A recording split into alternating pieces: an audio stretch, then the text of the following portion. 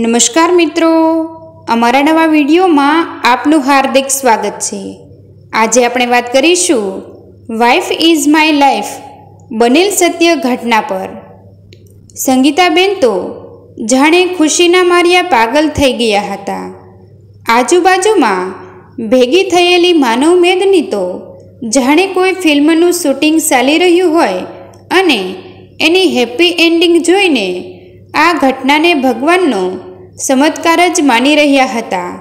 ત્યાં હાજર ભીડમાંથી એક ભાઈ બોલ્યા, બેન, આમ તો તમને લાગે જ છે કે આ તમારા પતિ છે, પણ એક કામ કરો, વાણંદને બોલાવીને આમની દાઢીને વાળ કપાવી જુઓ ને પછી એમને નવડાવીને જુઓ તો તમને પાકી ખાતરીને સંતોષ થાય કે આ તમે કહો છો એ જ મહેશભાઈ છે ને એમનો સામાન ચેક કરો, કદાચ તમે ઓળખી શકો એવી વસ્તુ એમની પાસે સાચવી રાખી હોય। હા ભાઈ, એ વાત સાચીને ત્યાં હાજર આશ્રમના જૂના ટ્રસ્ટીએ નજીકમાંથી એક વાણંદને બોલાવી લીધો ને પોલીસ એ વધી રહેલી ભીડને દૂર કરી। ત્યાં હાજર ભિખારીઓને સહેલાણીઓ પણ જાણે ખાસ ફિલ્મનું શૂટિંગ અચૂક જોવું જ છે ને ક્લાઇમેક્સનું આવે છે એ જાણવા માટે ત્યાં ઊભા જ રહી ગયા। વાણંદ આવ્યો ને અસ્ત્રો લઈને કાતર લઈ પેલા માણસની મરમત કરવા લાગ્યો ને રઘા તરીકે ઓળખાતો એ માણસ આ બધું શું થઈ રહ્યું છે ને આજે એની આસપાસ આ ભીડ શેની છે એ જોઈને ગભરાઈને ધ્રુજી રહ્યો હતો। સંગીતાબેન વારે ઘડીએ હાથ પકડી સાંત્વના આપી રહ્યા હતા। એ ભાઈ, જરા ધીમેથી જોજો, અસ્ત્રો વાગે નહીં। સંગીતાબેન એ રઘાનો સરસધામના તપાસવા માંડ્યું તો કંઈ મળ્યું નહીં, ખાલી કચરાઓનો જૂના કપડાને ખાલી પાણીની બોટલો નીકળી ને પછી કપડાનું પોટલું ખોલ્યું તો એમાંય જૂના કપડાં હતા ને એમાંથી એ જ વર્ષો પહેલાં મહેશભાઈએ પહેરેલા કપડાં નીકળ્યા। એ જોઈને સંગીતા બે ઓળખી ગયા। સાવ મેલા ઘેલા લોહીના જૂના ડાઘ, કરસલીઓવાળા ઝરી ગયેલા પેન્ટ, શર્ટ ને કોટ નીકળ્યા। એ જૂના કપડાને સાતીએ વળગાડીને સંગીતાબેન ધ્રુસકે રડી પડ્યા। એટલી વારમાં રઘાના ચહેરા પરની સફેદ દાઢી દૂર થઈને સંગીતાબેન સ્પષ્ટપણે બોલી ઉઠ્યા કે આ મારા પતિ મહેશ જ છે।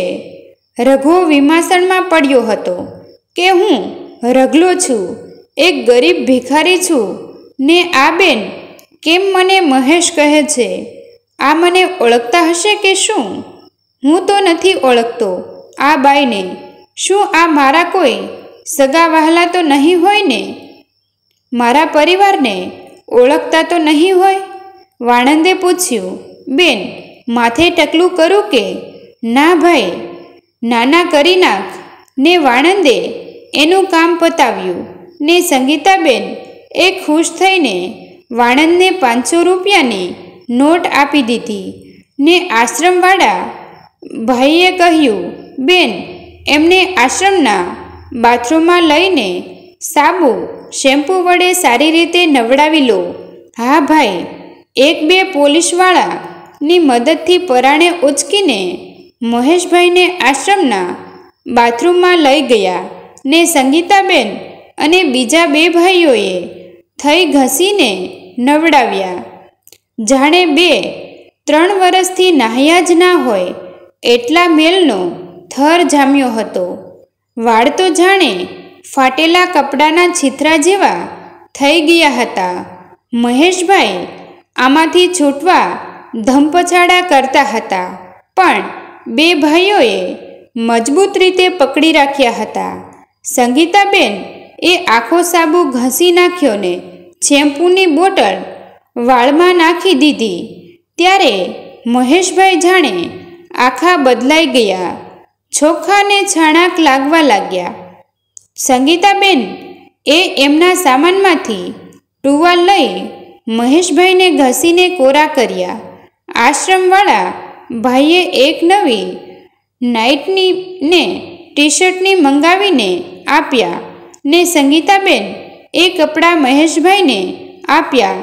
એટલે મહેશભાઈ અંદર જઈને કપડાં પહેરી ખુશ થઈ ગયા ને આઈનામાં જોવા લાગ્યા ને એ પોતે નહાઈને એકદમ ફ્રેશ મહેસૂસ કરી રહ્યા હતા ને વારંવાર આઈનામાં જોઈ પોતાના મોઢાને માથા પર હાથ ફેરવી રહ્યા હતા. સંગીતાબેનની આંખમાં હરખના આંસુ વહી રહ્યા હતા ને મહેશભાઈને પોતાની સામે જીવતા જાગતા જોઈને ખુશખુશાલ થઈ રહ્યા હતા ને જાતે જ પોતાના શરીર પર ચીમટો ભરી ખાતરી કરી રહ્યા હતા કે આ સપનું તો નથી ને, હકીકત જ છે ને. કેમ કે આટલા વર્ષો પછી પોતાના પતિને જીવતા જાગતા જોઈને ખુશી સમાતી નહોતી. સંગીતાબેન એ મહેશભાઈને પાસે બેસાડી ચા નાસ્તો કરાવ્યો ને પછી આશ્રમમાંથી બહાર આવીને પર્સમાંથી પૈસાનું બંડલ કાઢીને બહાર બેઠેલા બધા ગરીબોને 500 રૂપિયા વહેંચ્યા ને બધા નાના બાળકોને વેફર ને બિસ્કિટના પેકેટ આપ્યા. બધા નાના ભૂલકા ખુશ થઈ ગયા ને બધા ભિખારીઓ જિંદગીમાં પહેલીવાર ભીખમાં 500ની નોટ જોઈ હતી એટલે એ બધા પણ ખુશખુશાલ થઈ ગયા ને અમુક તો વાતો પણ કરતા હતા કે રગલો હાહરો ભારે નસીબદાર નીકળ્યો, બહુ મોટા ઘરનો લાગે છે. સંગીતાબેન એ મહેશભાઈના એ જૂના કપડાં પોતાની બેગમાં મૂકી દીધા ને પછી હાશ થઈ એટલે યાદ આવ્યું કે ઘેર જયવીરને અને જયેશભાઈને સુધાબેનને ફોન કરી જણાવું કે મહેશભાઈ જીવતા જાગતા પાછા મળી ગયા છે. દીકરો જયવીર તો ખુશ થઈ જશે ને ગામડે જ્યારે બધાને ખબર પડશે ત્યારે તો કોઈ ના આનંદની સીમા જ નહીં રહે ને ખુશ થતાં સંગીતાબેન એ જયેશભાઈને ફોન લગાવ્યો. થોડીવાર રિંગ વાગીને જયેશભાઈએ ફોન ઉઠાવ્યો. શું ભાભી, તમે ખરા છો? કાલના અમે બધા તમારી ચિંતામાં છીએ. તમે પહોંચીને એક ફોન પણ ના કર્યો. જયવીરને તો કરવો જોઈએ ને. જયેશભાઈ ધીમા પડો ને મારી વાત સાંભળો. એક મોટા ખુશખબર આપું તમને. જયુ ક્યાં છે? આ રહ્યો ભાભી, એને દયા બંને કાલના અહીં જ છે. ત્યાં એકલા શું કરે છોકરાઓ? ને હા, તમે શેના ખુશખબર આપવાના છો? જયેશભાઈ તમે સાંભળશો તો તમે પણ ખુશોના માર્યા ઉછળી પડશો. અરે એવું તે શું મળી ગયું ત્યાં હરિદ્વારમાં? કોઈ કિંમતી ખજાનો હાથ લાગ્યો કે શું? એમ બોલી મજાક કરતા હસી પડ્યા. ત્યાં સુધાબેન, જયુને દિયા બધા જયેશભાઈની વાત સાંભળીને ઉત્સુક હતા કે સંગીતાબેન શેના ખુશખબરની વાત કરે છે. હા બોલો ભાભી, હું તો જસ્ટ મજાક કરતો હતો. જયેશભાઈ, મને અહીં હરિદ્વારમાં જયુના પપ્પા મહેશ મળ્યા છે ને હાલ એ મારી સામે જ બેઠા છે. શું વાત કરો છો ભાભી? જયેશભાઈ બોખલાતા બોલ્યા. પણ એ કઈ રીતે બને? 15 વર્ષ પહેલાં મહેશ એક્સિડન્ટમાં મૃત્યુ પામ્યો છે પણ એમની બોડી ક્યાં મળી હતી? ના, નહોતી મળીને. પછી સંગીતાબેન એ અહીં હરિદ્વારમાં જે પણ બન્યું એ બધી વાત કહી સંભળાવી ને સંગીતાબેનની વાત સાંભળીને જયેશભાઈની આંખોમાંથી પણ હરખના આંસુ નીકળી પડ્યા ને સુધાબેન ને દિયા જયુ બધા જયેશભાઈને રડતા જોઈને એકી સાથે બોલી ઉઠ્યા. શું થઈ? કંઈ તો બોલો. સંગીતાબેન બરાબર તો છે ને? હા સુધા, 2 મિનિટ પૂરી વાત તો સાંભળી લેવા દે ને. હા જયેશભાઈ, તમે અત્યારે જ ડ્રાઈવરને સુધાબેનને લઈ ગાડી લઈ હરિદ્વાર આવવા નીકળો. મહેશની યાદશક્તિ ચાલી ગઈ છે, માનસિક પરિસ્થિતિ ઘણી વીક છે. હા ભાભી, તમે ચિંતા ના કરો, અમે નીકળીએ છીએ. કાલ સવાર સુધી તો પહોંચી જઈશું. તમે કયા આશ્રમમાં છો એ સરનામું સેન્ડ કરો. એટલું કહી ફોન મૂક્યો ને સુધાબેનને જયવીર એકસાથે બોલી ઉઠ્યા. પણ પપ્પા, થયું શું છે મમ્મીને? હરિદ્વાર કેમ બોલાવે છે? ભાઈ સાહેબ, તમે બોલો ને, ઝટ મને ચિંતા થાય છે. અરે શાંત થા ને, બધા સાંભળો, એક બહુ ખુશીના સમાચાર છે. ને જયવીરની સામે જોઈને બોલ્યા, બેટા, તારા પપ્પા મહેશભાઈ મળી ગયા છે ને હાલ તારી મમ્મી સાથે જ છે. એટલે હું ને સુધા ગાડી લઈ હરિદ્વાર એમને લેવા જઈએ છીએ. સુધા, જલ્દીથી તૈયાર થઈ જા, હું ડ્રાઈવરને બોલાવી લઉં. જયેશભાઈની વાત સાંભળીને જયવીરને સુધાબેન પણ ખુશીમાં રડી પડે છે ને જયવીર તરત જ એના ફોનમાંથી સંગીતાબેનને ફોન લગાવે છે. સંગીતાબેન ફોન ઉપાડે છે ને જયુ પૂછે, મોમ, ખરેખર પપ્પા મળ્યા છે?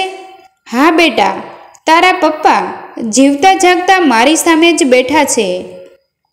મોમ, મને વાત કરાવને પ્લીઝ. બેટા, હાલ એમની માનસિક હાલત સારી નથી, એ કોઈને ઓળખી શકતા નથી. ઓહ, પણ મમ્મી, એ પપ્પા જ છે એની ખાતરી કરી લીધી ને? હા દીકરા. ઓકે મમ્મી, હું પણ આવું જયેશ અંકલ સાથે. ના ના દીકરા, તું ના આવીશ.